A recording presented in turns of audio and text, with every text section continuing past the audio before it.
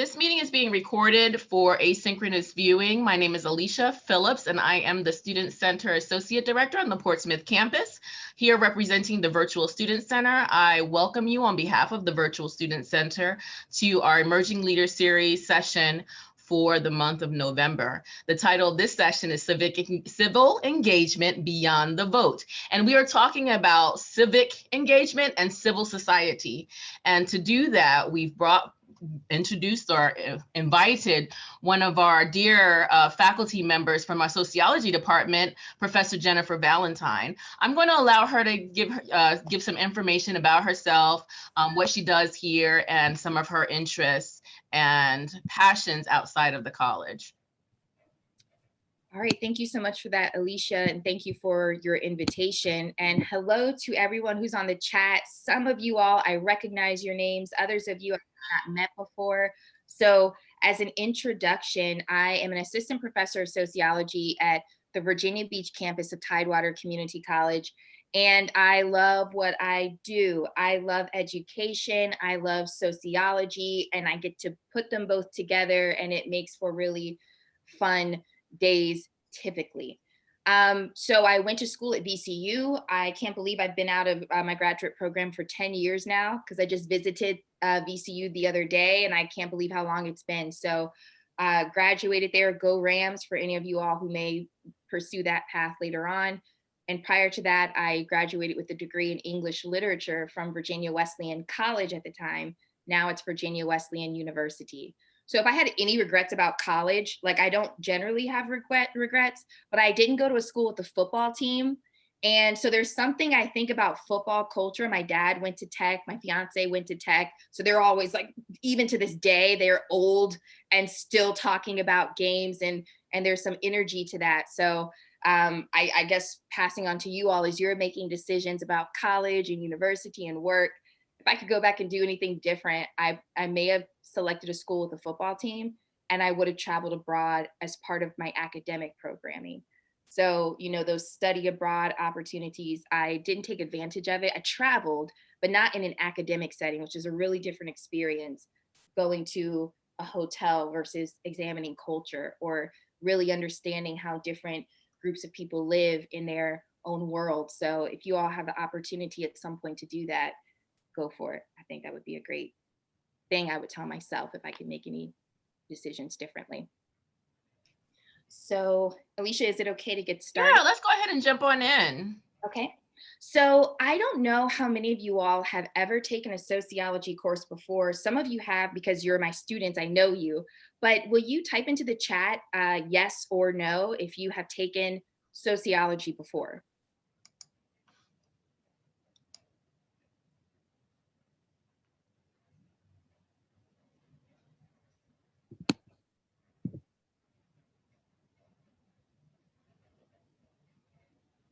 Jada, that's exactly the kind of comment I'm looking for.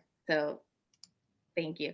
Okay, so good news then, because I've prepared a presentation and I have included some background knowledge to sort of get on the same page, right? How, as a sociologist, do I think about civic engagement? How does my professional background and my academic background shape how I talk about this and think about it and explore it?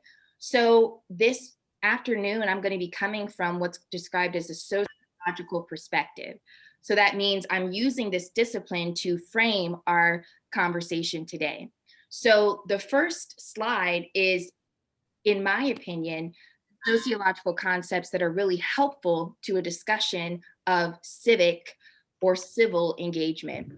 So as a quick definition, sociology is a scientific study of society and human behavior. And so if you're someone who asks questions like, why? Like, do you ever look at people and you're like, what are you doing? Why did you do that? Or if you have ever you've been curious about cultures, or you enjoy traveling or enjoy learning about different ways that people live, I think many of us have questions about the human experience. And there are a number of academic approaches to examining and studying the human experience. Sociology is distinct because in order to understand humans, sociologists try to understand society. If I can understand the social world that people inhabit, then I can understand their decisions and their lived experiences. So if I can understand society in a sociology class, then I can begin understanding human behavior. So if we're talking about civic engagement, then it also means talking about our society and how what's happening in our society affects how we engage with issues and how we engage with each other. So there are four, what I think, important sociological concepts to examining civic and civil engagement. And they're culture, social location, social institutions, and social context. And I have a definition or an explanation for how these concepts are used to examine civic engagement. So the first is culture. And culture very broadly refers to a way of life for a group of people. So culture would include things like values, what people hold as dear or as important, beliefs, what are the convictions of truth? What do people think of as true? Norms, these are expectations or standards for behavior. Language, what symbols are used to communicate ideas? What words do we have available to us to explain and to describe the way of life that we share? And then we also have material objects. So our computers and smartphones and our clothing and pens and papers, all of that is a part of the United States culture. But more broadly, if I want to understand civic engagement, and then by extension, civil engagement, I need to understand a way of life for a group of people. Culture can exist at the countrywide level. So like the United States society, there's a general culture, a dominant culture. But then culture can also exist in neighborhoods and in households and in regions, rural, urban, Western, Eastern, and certainly by our different backgrounds. If some of us come from immigrant households where we have the culture that our parents passed down to us because of the society that they grew up in, while also learning the culture of the United States. Some of us may have multicultural experiences that we pull from to create a way of life for ourselves. So if I want to understand engagement as a sociologist, I'm going to want to understand cultural background. What are people bringing into their interactions, their way of life, their way of thinking, their way of talking that may help or inhibit civic engagement? Social location, right? There's a key word embedded in that, location. And when you think about what that word is, what is a location? And feel free to use the chat if you'd like to. When you think of the word location, what does it mean?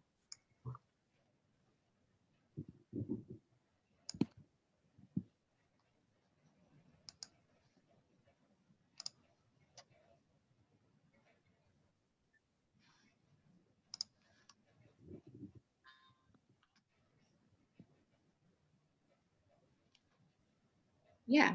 So, I see your comment in the chat, Julio. Good to see you.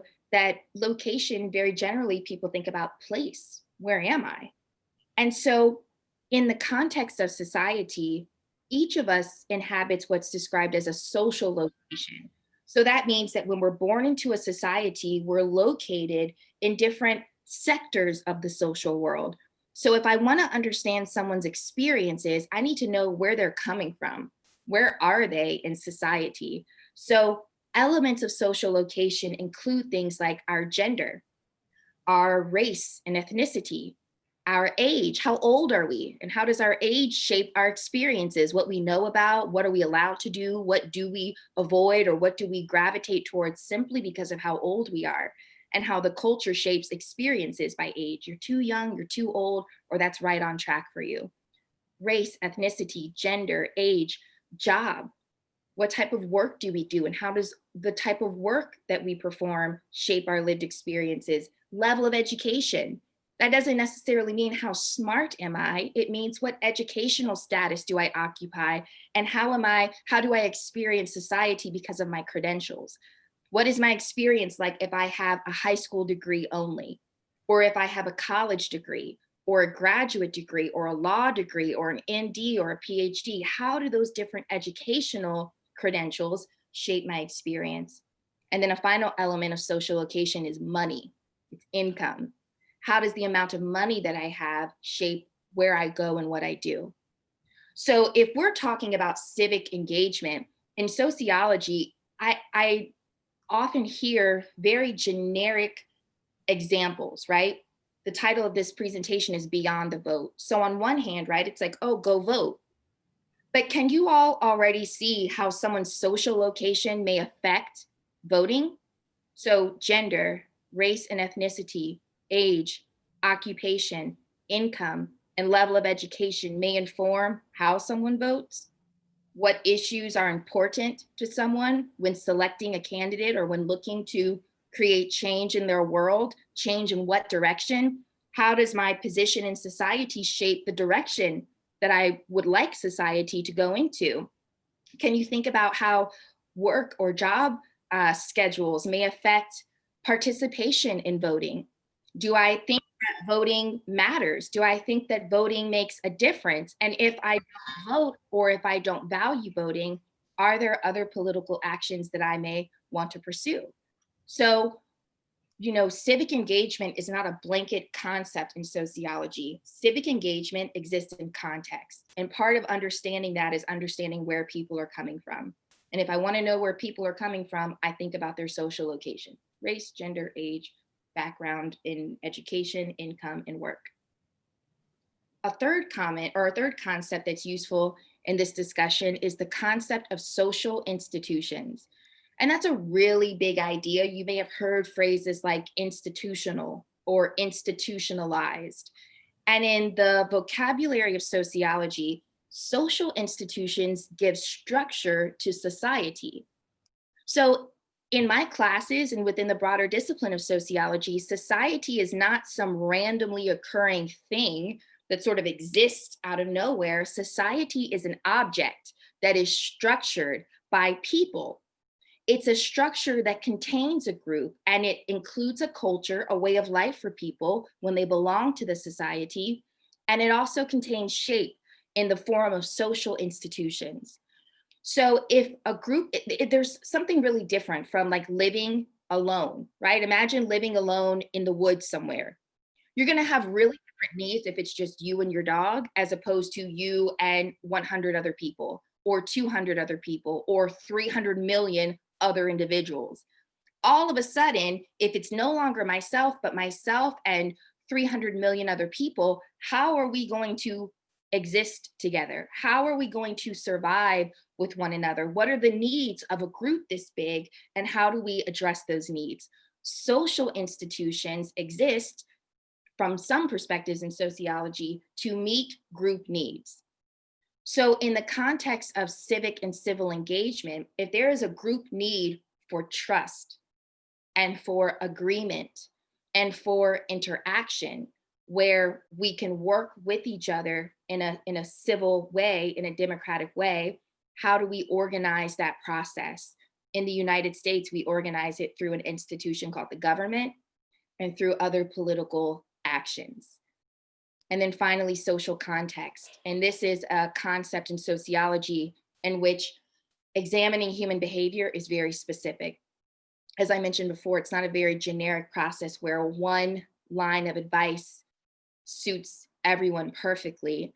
If I want to understand an issue, or if I want to understand behavior, I need to put it in context. When is it happening? And where is it happening? And when I identify the context, then I can identify all of the social factors at work, what's affecting behavior. So Christina has put a great comment into the chat that religion, parents, peers influence how connected we are with civic engagement. This is just a few areas. I would even add to that, Christina, social areas that influence our engagement. Are we socialized? Do we learn civic participation because we watch our parents vote? Or do we reject civic participation because we hear our parents saying how it doesn't matter, how it doesn't change anything? A vote is a waste of time because government officials don't listen to us anyway. What are the messages that we've heard growing up, and how does that shape our orientation to participating in civic life? our friends, right? Or peers and friends are not synonymous, but peers are people who are of a similar status to ourselves. So you may have friends who are your peers, but you also may have classmates, or you're in a profession where outside of that profession, perhaps you're not super motivated to be civically engaged, but if you then become a teacher or a social worker or a psychologist or an engineer, perhaps the network that you're a part of, you may feel pressure to in some way participate. And that's another source of social influence on our behavior. So, I have this image of this "you are here" button, because if we want to understand civic engagement and like how to get there, we need to know where we're starting. What's the context?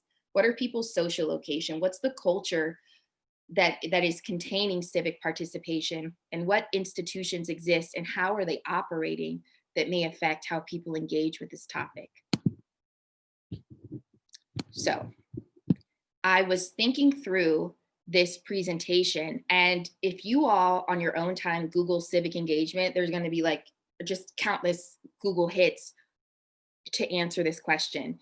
So I thought context, right?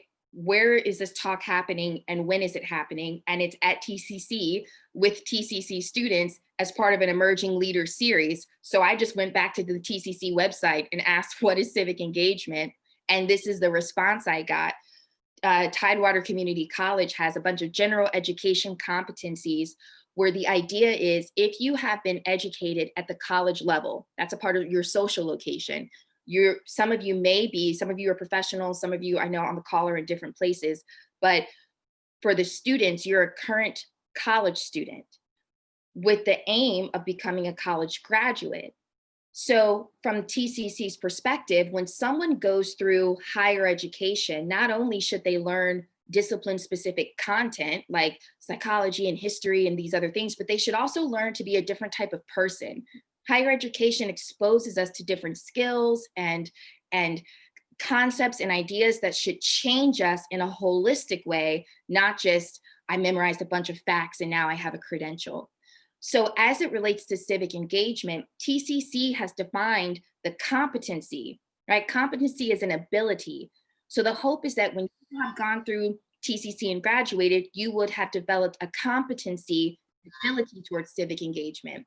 So civic engagement, per the TCC definition, is the ability to contribute to the civic life and well-being of a local, national, and global communities as both a social responsibility and a lifelong learning process. Degree graduates will demonstrate the knowledge and civic values necessary to become informed and contributing participants in a democratic society. Super clear, right? Like y'all know exactly what that means and what it's asking you to do. There's nobody had to reread that twice or go back and say, wait, what is that? What's that? No? Yeah? Okay. So how about we break it down to see what does this mean, especially right now our context is TCC. This is what I'm getting the definition from. And what ultimately TCC is hoping students develop is this ability to be participants in a democratic society. Okay, so we're gonna unpack these ideas because I'm framing our presentation and our discussion today from a sociological perspective. And so that's why I've spent a bit of our initial time with vocabulary, because language matters. Why does language matter? Language is part of culture. And you all, I'm sure, have had, or I assume, have had interactions where you miss someone because your language differs. It could be that you traveled or you've met someone who speaks a language other than English. And if English is the only language you know, then there's a missed opportunity for connection with that person because we don't share a language. Or maybe two people are from the same society, but assign different meanings to the same word. So one person says one thing, they say a word, and then it's defined differently for another person in that interaction. And all of a sudden there's offense, there's confusion, or there's conflict, perhaps unintentionally, but the impact is we're not understanding each other because we're not talking the same language. So language matters. And that's why there's so much build into our discussion today. What are we talking about? Let's have a common definition. So let's talk about democratic society. This is the tail end of TCC's definition of civic engagement. And then I see the chat lighting up, so I'll take a look to see what comments or questions you have. So the aim is that degree graduates will demonstrate the knowledge and civic values necessary to be informed, to become informed and contributing participants in a democratic society. So to you all, what is a democratic society? And Alicia, can they unmute, or is the preferred format to use the chat? No, absolutely. If you are permitting them to speak, well, yes, we would love to hear their voices. Yeah, so I was thinking the chat may be easier for folks, but if you don't mind coming on audio, please share your thoughts with your mic. And I also see the chat lighting up, so I'll read this aloud while perhaps some of you all are thinking. So Christina says, currently civic engagement has come to the forefront the past few years. News coverage has played a big role in civic engagement. Virtual platforms have opened the doors for more involvement. Absolutely, Christina, right? The opportunities to engage have expanded beyond the traditional in-person voting or physically going into the streets to protest or to boycott or to advocate. There's it's sometimes used in like a sarcastic way, Christina, but you may have heard of a phrase called #activism. And that's this idea that the traditional norms of civic engagement that put our human bodies physically in public life have evolved to online civic engagement, where I'm not, it's not that I'm going out to vote or to protest, but I'm sharing stories or information or reacting to our society, and it's all playing out in public online. And we can have a conversation today, because that's part of where I would like to go with you all on the pros and cons of that. Jada said, or she wrote, civic engagement has replaced the word, volunteering or community service in some areas. I've seen that too. Even when I Googled what is civic engagement, sometimes the responses that I got were, provide opportunities for workers to volunteer. So if it's a company saying, hey, why you all should do civic engagement, what it really meant is paid time off to volunteer, which is a very specific way to think about engagement. So Riley's saying, a democratic society to me is a society in which everyone's voice is valued and represented in the government under which they live. If this does not happen, democratic society allows those groups to use different methods to make their voice heard. Yes, yes, and yes. And for those of you that have been in my sociology classes, that sounds right. We're talking about politics and government this week, and that's a similar conversation we've had, Riley. What is a democratic society? It's a society that organizes power by giving it to citizens and saying, who has decision-making power in this society? Citizens do. So then what is a democratic government? It is a process that shapes decision-making decisions. Who do you want to have power over you? Citizens have the power of the vote.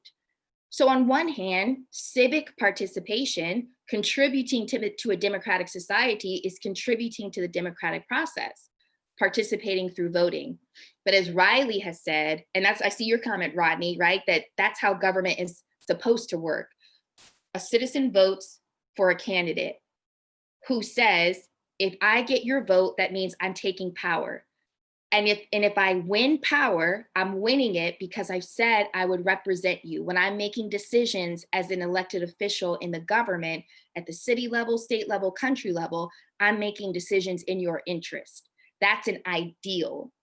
Riley has highlighted the reality of civic engagement, which is, while voting is one pathway to participating in the democratic process, and democracy is a government that structures power. Decision-making power. Who has authority to say how we live? In a democracy, citizens have authority to say how they live. That's how this form of government works. The vote is one powerful way to shape that, but so are other non-voting activities, which is the theme of our topic. Beyond the vote, how do we engage in a democratic society where as citizens, we, in the ideal of a democracy, have the power to shape how our lives are lived, what is of concern to us, what are of interest to us, and how do we engage to shape society in that way, right? Where it's not an authoritarian system where we take orders and deal with it. It's a democracy where we give orders ideally. And so how do we engage to make sure that happens? We'll continue talking. There's power to the people. And it's a chord, because power, y'all get it? Cool. So Riley, that's a really nice, I think, start to our conversation.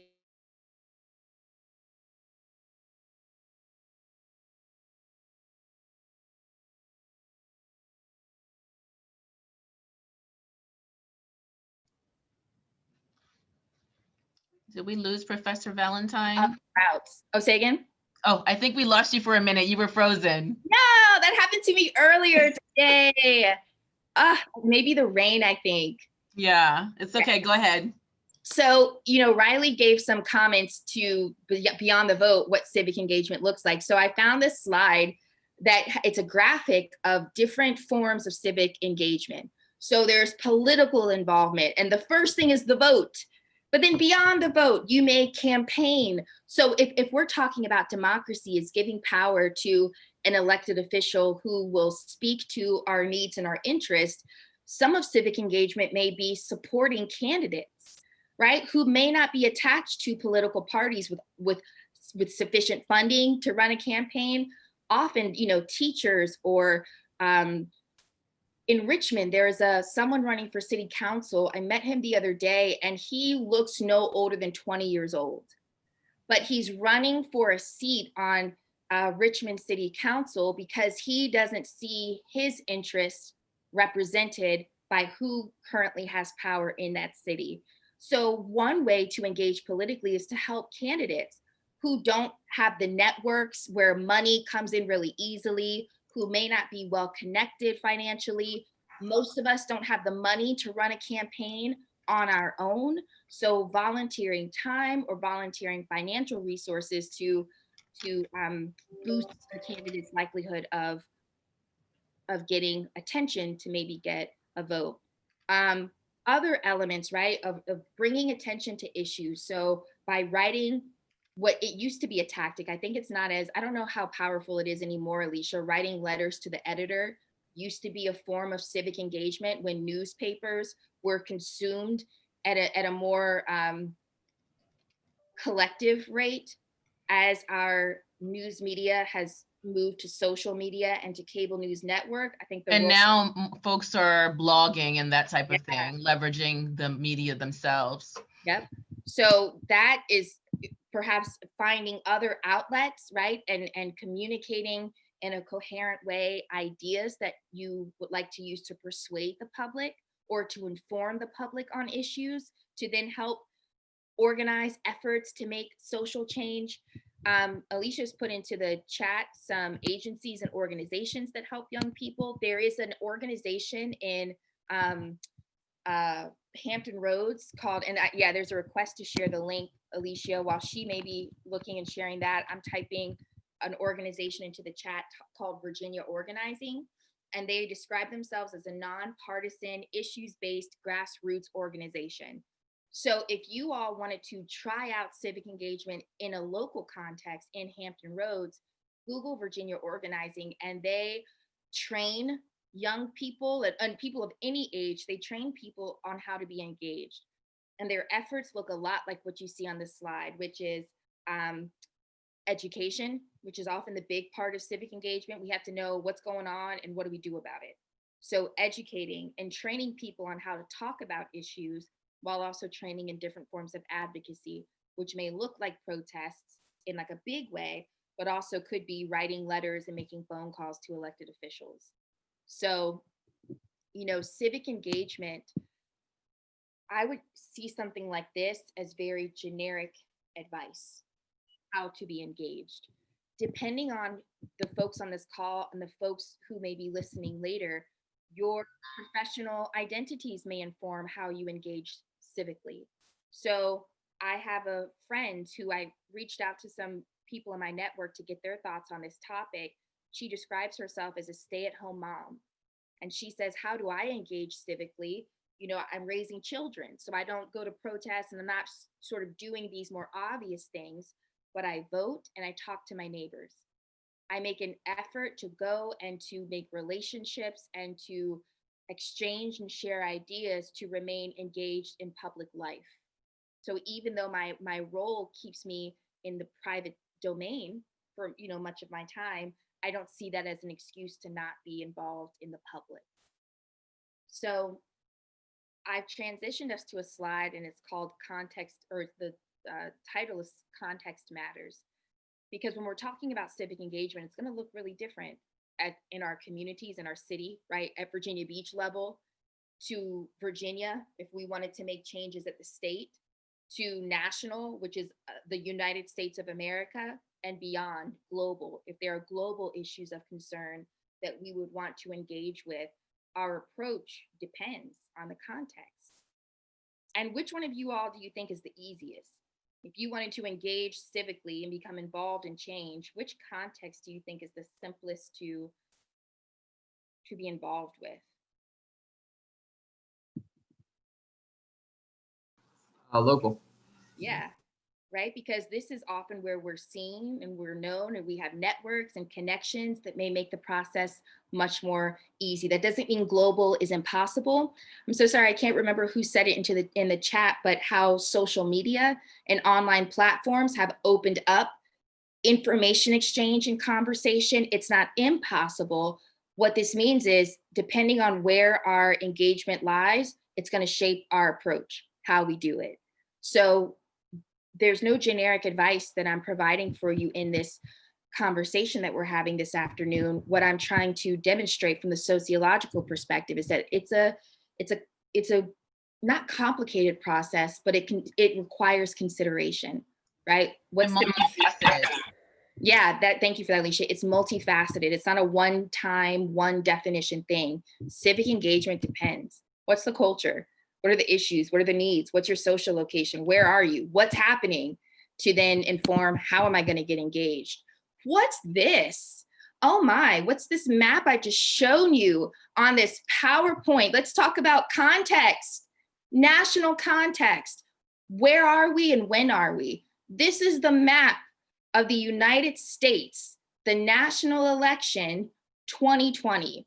And I understand outside of our call, there's still debate about whether or not legitimately a winner has been declared or not. So for the sake of this conversation, this is, you know, the map as it has been shown in, you know, different networks who have shared it. And what are your observations of a map that looks like this?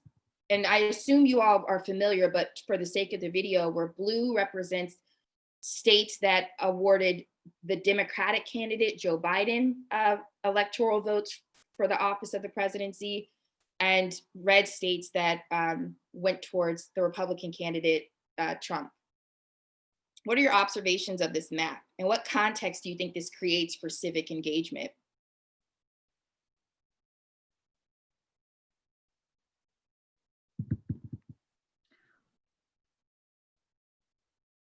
I find it to be a little surprising prior to the official presidential election, how this finally played out. I'm just very shocked by how it looked. Wasn't expecting it, but but once it comes official, you know, it is, you know, I'll have to accept it, but I'm just shocked by the results. Okay. And I see the comment that there's no info on third-party candidates. So the context of elections is that it is primarily a two-party winner-takes-all system. So when you have a winner-takes-all system and two parties, what that ends up with are winners and losers. And what kind of context does that create for civic engagement, engaging in public life around issues of democracy?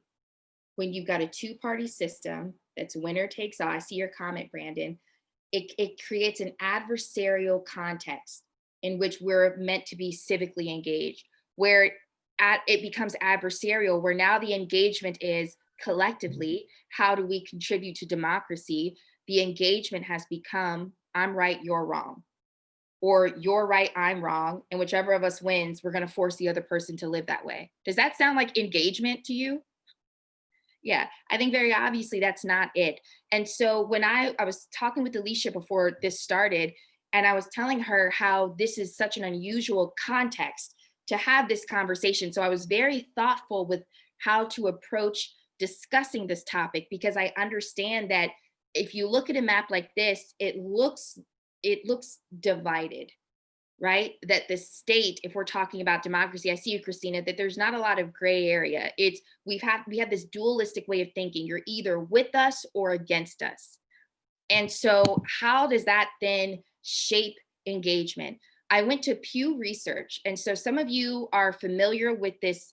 It's a survey research group. They are described as nonpartisan, meaning there's no political leaning or affiliation, but they ask questions of the US public to measure attitudes and experiences and beliefs on different topics. So I just went to the Pew Research and I looked at US politics, some of their more recent reports.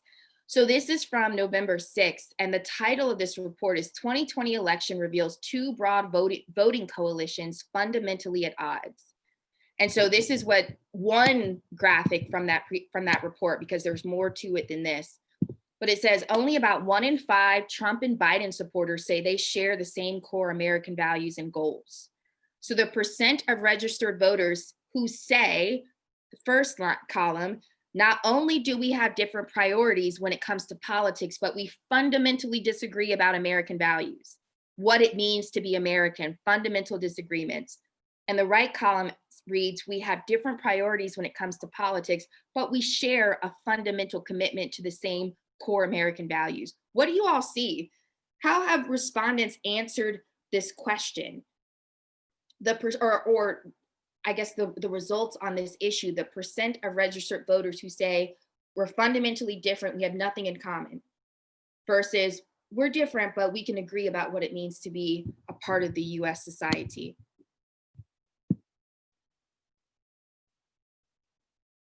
Right, if you take a look at that, we're talking about. It makes me sad that it's such a, like, it just seems like such a roadshow now that we can't agree on things. So it's more like, oh, I hate this guy more than this. It's not really like democratic. It's not democratic anymore. I don't feel like it's all just hate and venom now. And it's really sad because we're all still Americans. Yes, Rodney. Yeah, so thanks for unmuting. And I feel that way too, which is we're talking about civic engagement. What is civic engagement? It's engaging in public life for the good of a democratic society. But is this a democratic society when people on either end of a political spectrum say, fundamentally, we agree on very little in terms of policy, but when it comes to core values, that's culture, you all. Policy, we can negotiate, right? Like, how much money do I allocate to this or that? Those are, maybe we can kind of play, but values, what's most important, that shapes our way of life, and it's split. I see you, Julio, it's us versus them. This is our context at present for civic engagement. So, okay, here's something else. This is from 2019. Yeah, Jada, she's commenting or responding to your comment, Rodney. So this is from the end of last year. So it's only been exacerbated up to now, but in a politically polarized era, sharp divides in both partisan coalition, partisanship remains the biggest factor in public's political values. So in reading this report, beyond race, gender, like the historic divisions we felt in the United States, increasingly party line is separating people. So you see there's wide partisan gaps on political values across a number of areas, but the largest differences on guns and race. So gun policy, racial attitudes, climate in the environment, social provision. So for a safety net for the most vulnerable or those who are in need, immigration, what should the government do? Gender, labor, sexuality, foreign policy, religious values. We can't agree, but we have to engage civically. This is our context, you all. So I'm building somewhere. So hopefully I can have time built in for brief discussion. So Beyond the vote, now what, right? We voted last week, and this is where we are, a very divided country. There are growing political divides, and there are existing historical divides in our country. So if civic engagement is defined as engaging in the public life and in a democratic process, then how do we engage in this type of setting? So this is where I'm transitioning us, we're winding down to civil engagement, which I was like, I Googled that to see how is this word defined? And I put TBD here for to be determined, to be defined, to be developed, right? The objective reality of civic engagement and democracies is that democracies require trust. You have to trust that your neighbor wants your good, and like we're ultimately, even if we disagree on some things, even if we're different in our beliefs or experiences, that at the core of us, we trust each other to look out for one another. You look out for me, I look out for you, we can live this life together. At the core of democracy, we need trust. So that's the objective reality of where we are. Broken trust in this country, where people, this us versus them, someone put in this chat, the suspicion of each other that's making people feel more and more alienated from their neighbors. But then the subjective reality of civil engagement is emotional capacity. That civility also depends on what's the issue we're talking about. And so if the issue for consideration is a civil rights issue or a human rights issue, then being civil is going to be very challenging. To say, let me, in a very polite way, justify why my skin color or my choice of romantic relationship or any other thing about myself shouldn't be discriminated against. We're talking civility in a highly charged emotional context. So my question to you all is, how do we engage on civic issues in a civil manner? What do y'all think?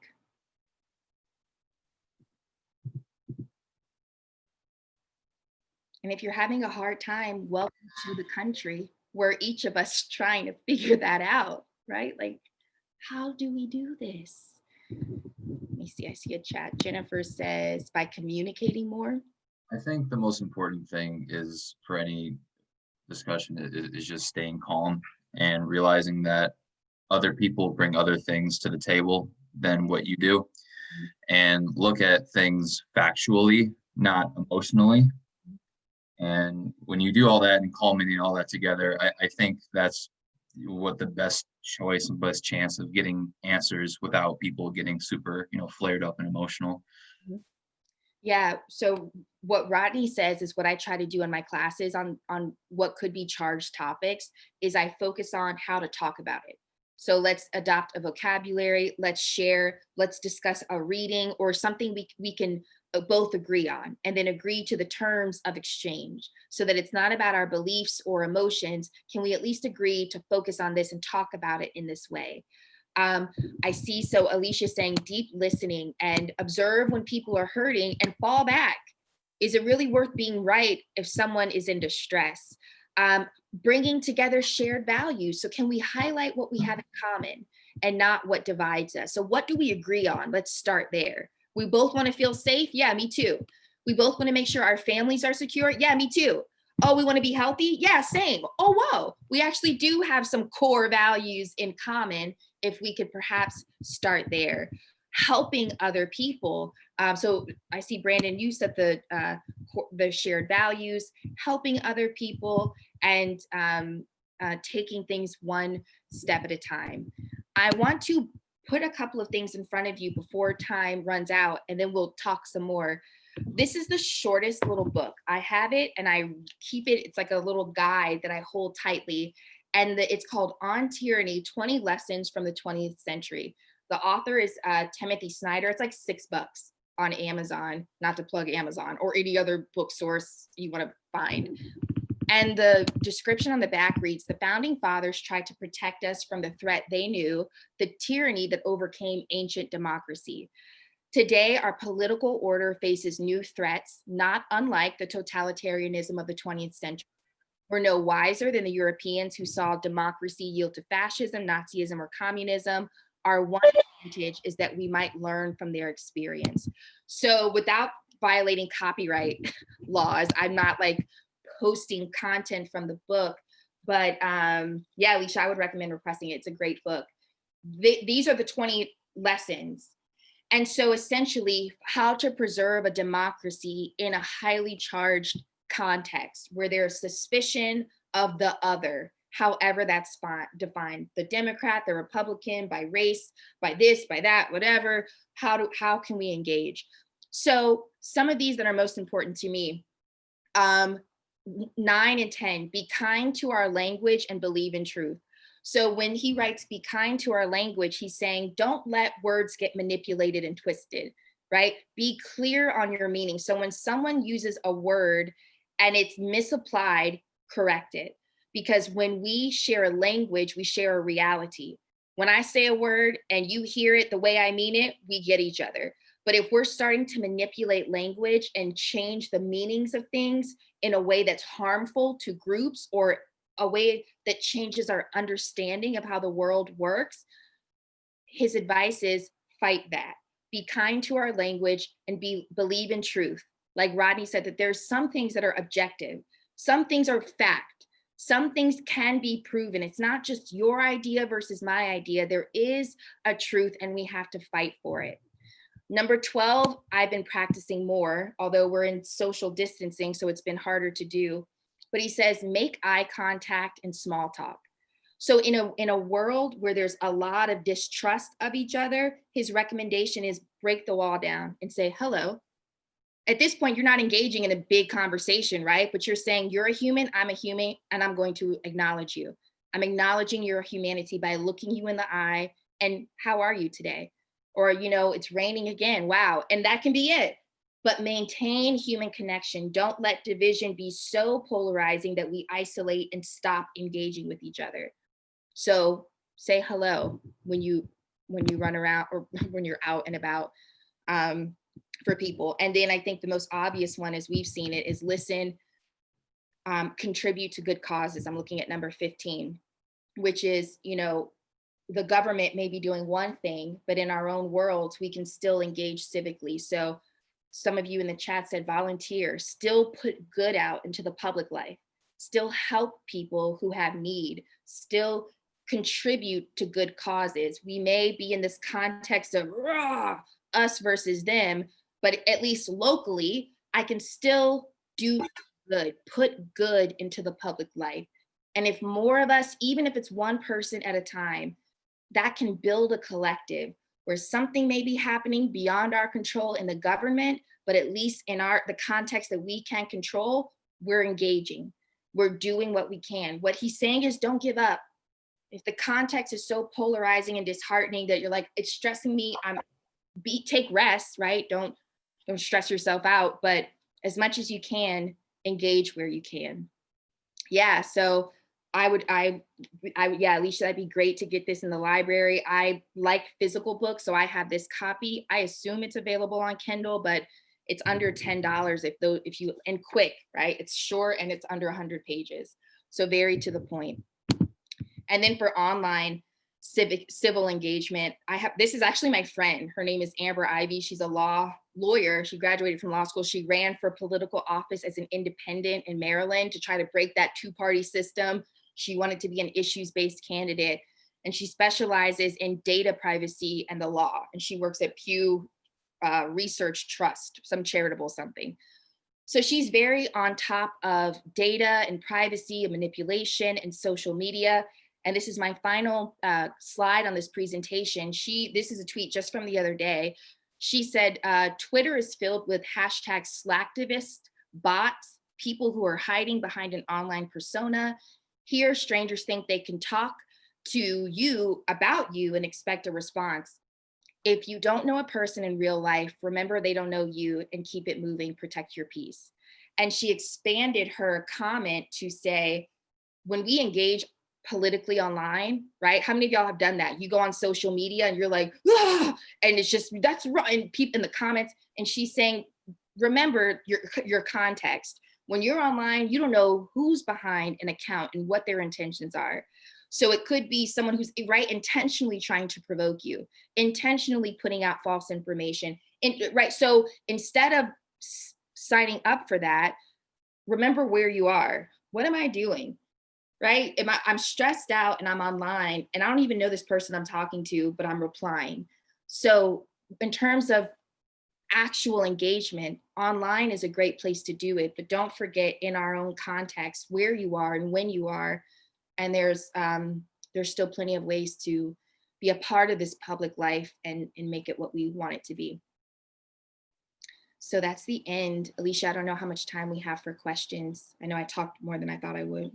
We have about 9 questions. So any questions or observations that you all would like to share with the rest of us?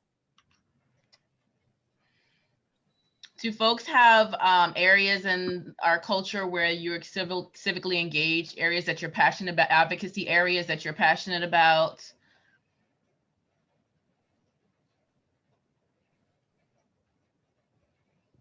Yeah, I personally do. When I was in high school, I just graduated from high school last year. I did a lot of like gun violence activism. I actually was I helped organize the March for Our Lives in Norfolk and like all that kind of stuff. And so that's an area that I'm really passionate about, but it is, like you said, like it's a really big issue for debate. So I do spend a lot of time, especially online, people, message me like, well, I guess not arguing, but sometimes arguing with people over, my opinions and theirs. But I think like, when it comes down to it, like you said, like we all have that core value of we want to be safe in our communities. And so it's definitely taught me a lot being in those circles and helping to organize in those areas. So that's one of the greatest things about organizing is like how much you can learn from the conversations that you have. Riley now, sharing that. She is the poster child of political engagement beyond the vote. Rodney knows what I'm talking about in the class. So we were in a politics and government discussion. And if you think about the fight for our lives, gun reform sort of movements that have happened in our country, it's high school kids who are doing this, right? And why are they doing this? Because they can't vote, right? That's not an opportunity. Absolutely. And it makes you all the more frustrated. Right? But Riley is that model of, so beyond the vote, if I can't vote, can I still do something? Yes. And so I will organize politically outside of government and I will get people together to advocate and push for something. And I'm engaging in public life outside of voting. Yep.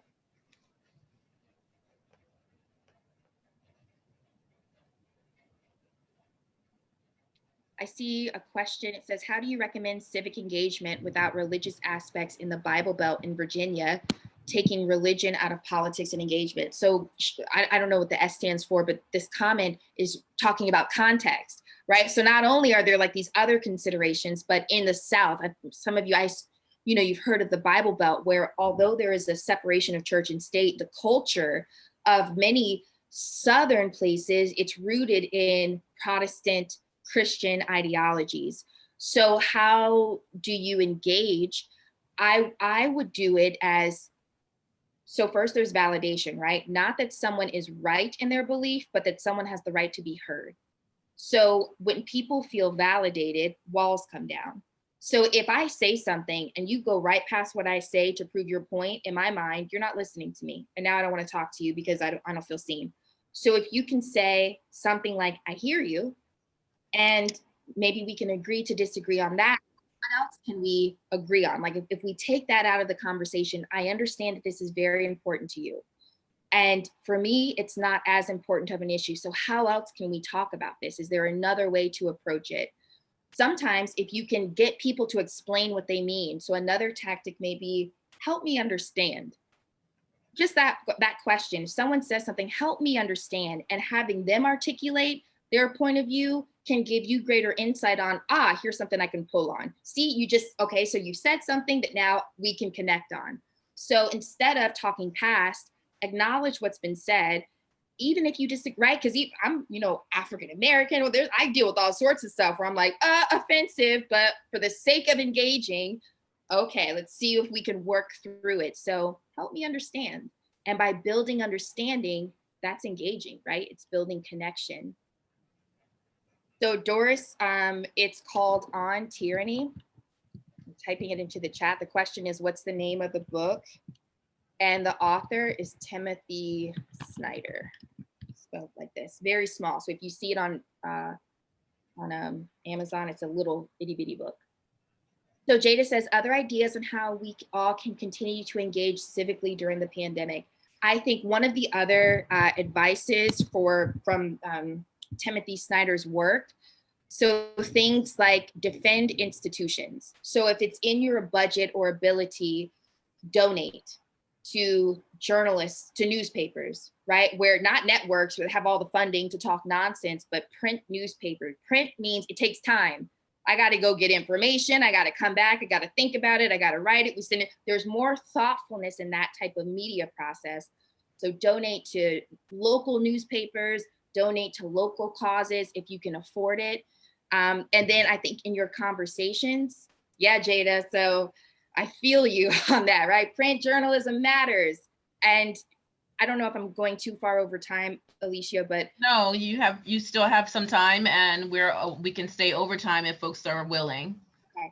So with print to Jada, right, who's like the remnant of a print journalist here, right, that they exist in historically with media, when there's like y'all have heard of a newspaper, seen it, it's like a front and the back and gets delivered to your home, that contributes to democracy.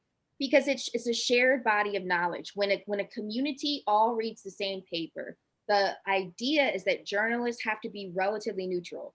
There's Republicans, there's Democrats, there's this person, there's that person who's reading this content. So let's keep it to the who, what, where, when, why, how. Publish it. Here's what's happening in the world.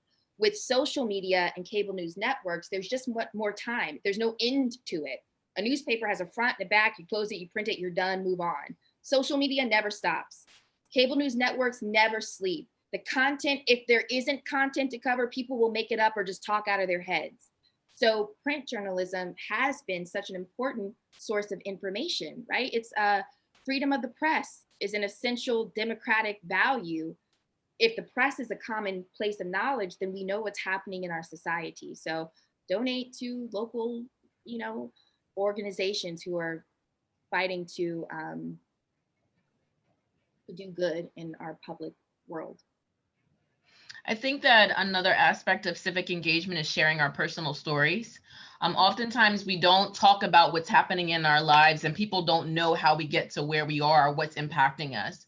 And if we can just connect with people on a human level and share our personal stories, we can begin to see each other as humans and know that we are essentially needing the same thing, as you mentioned early, safety, to be seen and heard, to be valued.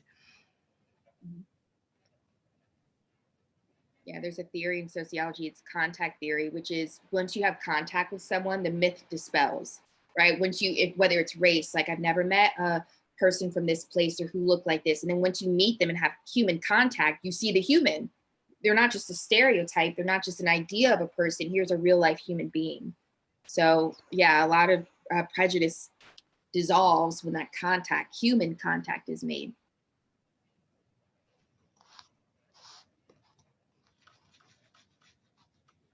Are any of you involved in student organizations that are working on advocacy areas? Yeah, I'm in a psychology club, and we had a discussion in our last meeting about Jennifer how to be an anti-racist. Nice. And they do a lot of, I'm not in the club, but I know about some of their work. And so fun, or at least, I don't know with the pandemic, but mental health awareness and activities to try to cut down on stress on campus. So they do some good work. And Rodney, were you referring to the Psychology Honor Society based on the Virginia Beach campus? Or not? Yeah, we're based in Virginia Beach. Mm-hmm. Okay. I'm involved in I was involved since last year with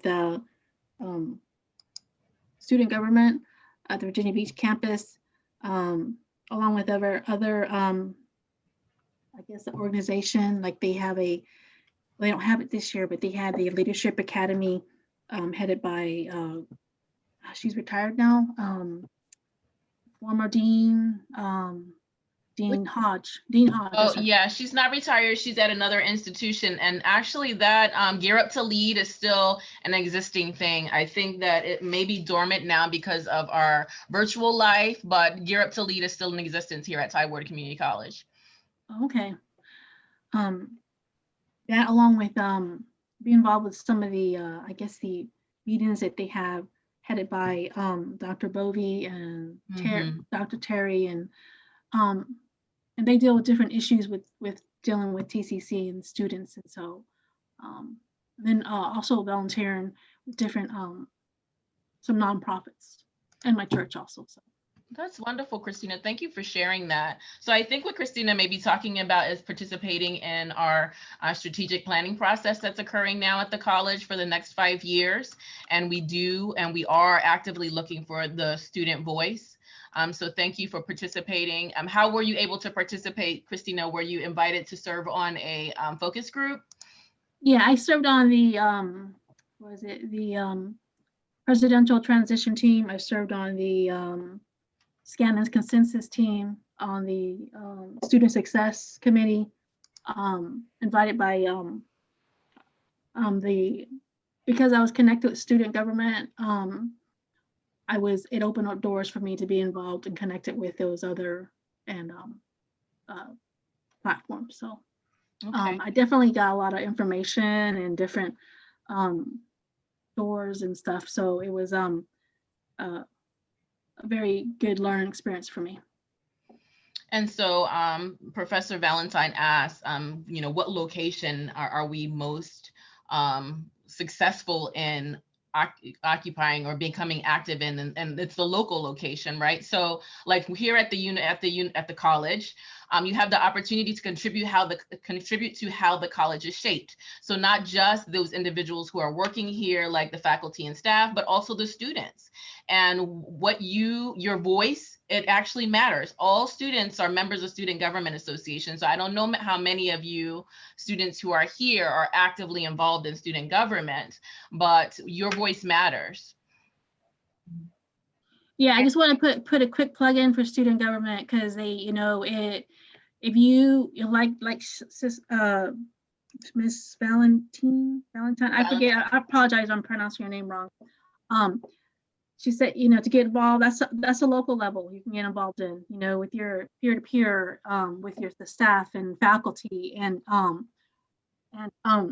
it's not just a bunch of us getting together, but things happen. Like we actually make things happen on campus. For example, we got feedback from several different campuses, TC from Portsmouth, Chesapeake, and the one thing that a lot of students complained about was the food, the quality, the price, the freshness, the service.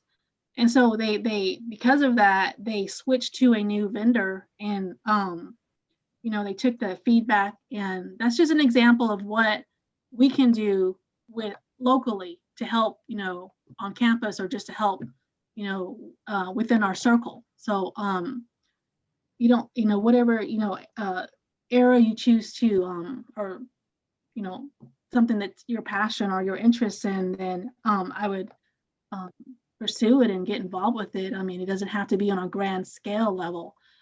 Whatever is you can handle, and that you have a passion about.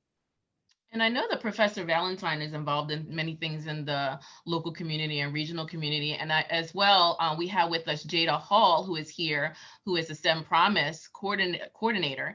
And when Professor Valentine was talking about supporting those institutions, those organizations, those programs that help to give voice to maybe those marginalized voices, that's one of the things that Jada Hall does with the STEM Promise program. Jada, before we close and before I turn it back over to Professor Valentine, do you want to talk a little bit about what's happening with the STEM Promise program and how that supports, creating equity in our society? Sure. Hello, everyone.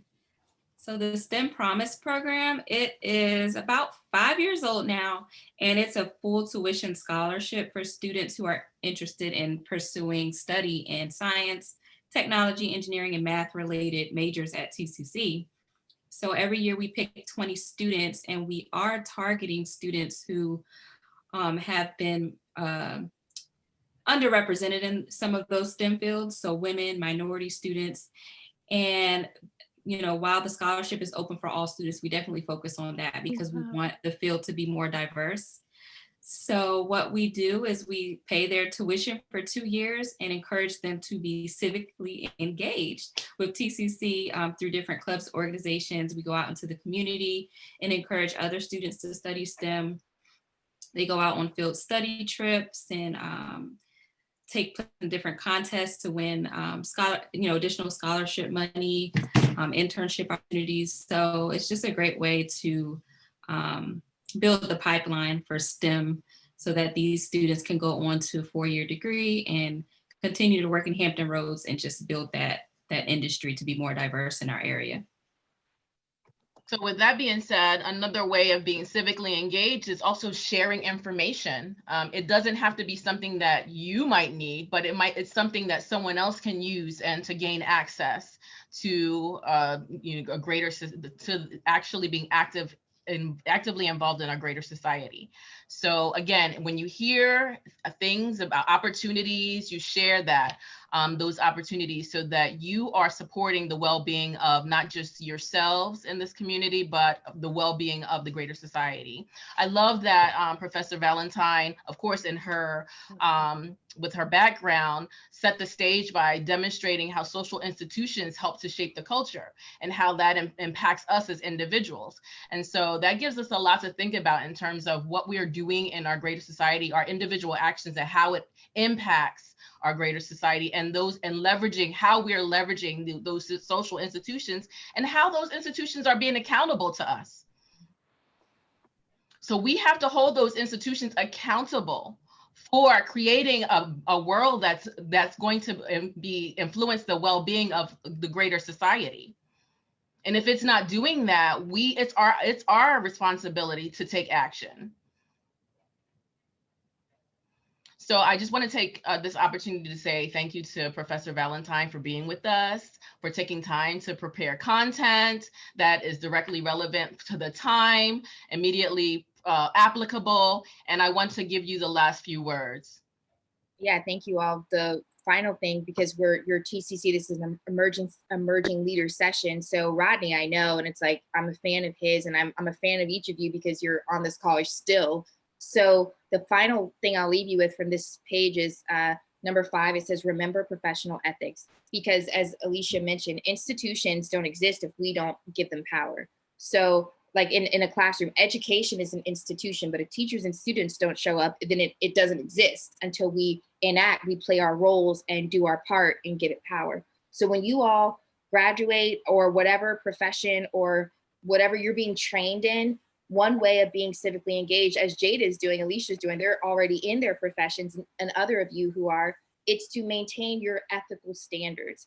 If it doesn't matter, right? It's like, oh, there's opportunities to be prejudicial or discriminatory, or to, no, I'm a professional, and when I'm in a role where I'm serving or contributing to public life, I'm going to hold myself to a certain standard. So cheating, right? All of these things where I could undercut the process, do your best where you are, because even that small action is civic. It's contributing to your clients or your patients or your customers or your students or whoever it is that you're working with. So this is not a complicated thing to do, but it does involve thought.